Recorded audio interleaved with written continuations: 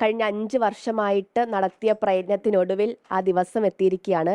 കഴിഞ്ഞ 25 വർഷമായിട്ട് കോൺഗ്രസ് കാത്തിരിക്കുന്ന ഒരു ദിവസം കൂടിയാണ്. എന്ത് തോന്നുന്നു? ഏറെ സന്തോഷം തോന്നുന്നു.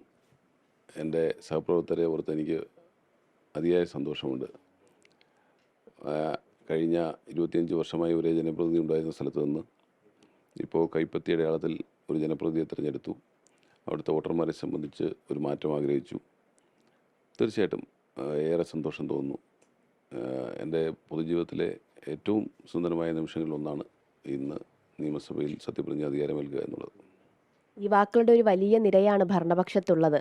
അപ്പോൾ വലിയ മാറ്റങ്ങൾ പ്രതീക്ഷിക്കുന്നുണ്ട് ജനങ്ങൾ.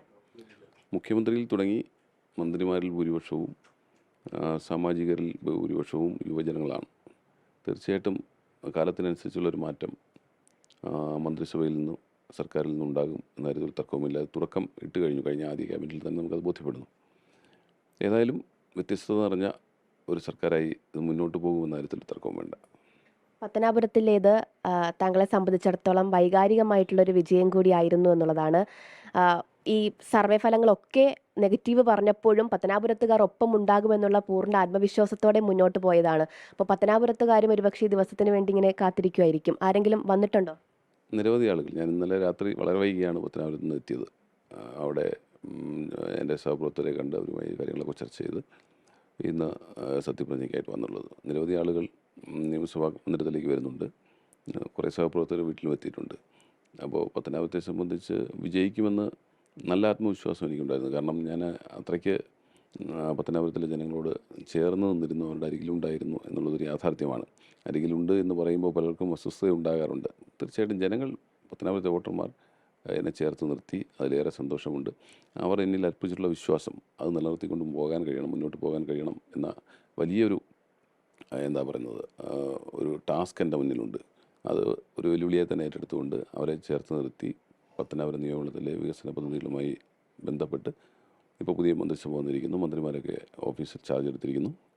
അവരുമായി കൂടി ആലോചിച്ച് മണ്ഡലത്തിലെ ജനങ്ങൾ ആഗ്രഹിക്കുന്ന വികസന കാര്യങ്ങൾ തീർച്ചയായിട്ടും നടപ്പിലാക്കാൻ വേണ്ടി മുന്നിട്ടിറങ്ങും. എങ്ങനെയാണ് ആ കാര്യങ്ങളൊക്കെ ചർച്ച ചെയ്ത് തീരുമാനിച്ചു കഴിഞ്ഞു? എന്തൊക്കെ പ്രവർത്തനങ്ങളാണ് ആദ്യഘട്ടത്തിൽ നടത്തേണ്ടതെന്നുള്ളത്? കഴിഞ്ഞ 5 വർഷമായി അവിടെ ഇടപെട്ട് നിൽക്കുന്ന ഒരാളെന്ന നിലയിൽ മണ്ഡലത്തിലെ പരാധീനതകളെ സംബന്ധിച്ച്, ബുദ്ധിമുട്ടുകളെ സംബന്ധിച്ച്, വരേണ്ട വികസന പ്രവർത്തനങ്ങളെ സംബന്ധിച്ച് ഒരു ധാരണയുണ്ട്. അത് പ്രാബല്യത്തിൽ കൊണ്ടുവരുന്നതിന് എന്തൊക്കെയാണ് തടസ്സങ്ങൾ എന്ന് മനസ്സിലാക്കി ആ തടസ്സങ്ങൾ നീക്കി മുന്നോട്ട് പോകുക എന്നുള്ളതാണ് പ്രാഥമികമായ ലക്ഷ്യം. ഒപ്പം ഇപ്പോൾ തുടരുന്നത് പോലെ തന്നെ ജനങ്ങളുമായി ചേർന്ന് നിന്ന് തന്നെ പോകണം. ഈ വികസന പ്രവർത്തനങ്ങൾ നടപ്പിലാക്കുന്നതോടൊപ്പം അവരോട് ചേർന്ന് നിന്ന് അവരോട് തോളത്ത് കൈയിട്ട് ഒറ്റക്കെട്ടായി മുന്നോട്ട് പോകുക എന്ന് തന്നെയാണ്. ഒരു ഫോൺ കോളിനപ്പുറം ജനങ്ങൾക്ക് അരികിൽ എപ്പോഴും ഉണ്ടാകുന്ന ഒരു MLA ആയിരിക്കുമെന്നുള്ള ഉറപ്പാണ് ഈ പ്രചാരണ സമയത്തൊക്കെ നൽകിയത്. അങ്ങനെ മണ്ഡലത്തിൽ തന്നെ എപ്പോഴും ഉണ്ടായിരിക്കുമോ? Phone call വന്നുകൊണ്ടിരിക്കുക. അതെല്ലാം ഞാൻ തന്നെ എടുക്കുന്നത്. അവരോടെല്ലാം നന്നായി സംവദിച്ച് അവരുടെ ആവശ്യങ്ങൾ കേട്ട് അവരോട് പ്രതികരിച്ച് ഉണ്ടാകും. ഏത് രാത്രിയിലും ഏത് പാതിരാത്രിക്കും വിളിച്ചാൽ ഞാൻ ഫോൺ എടുക്കും.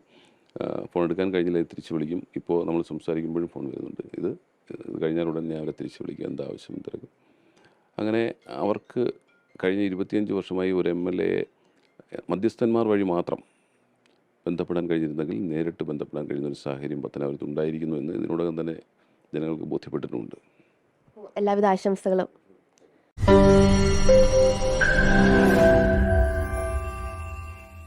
ലോകത്തെവിടെയായാലും ഏത് സമയത്തും 24 വാർത്തകളും ഓഗ്മെന്റഡ് റിയാലിറ്റി പാക്കേജുകളും എക്സ്പ്ലെയിനറുകളും വിശദമായി കാണാൻ ഞങ്ങളുടെ YouTube ചാനൽ നിങ്ങൾക്ക് സബ്സ്ക്രൈബ് ചെയ്യാം.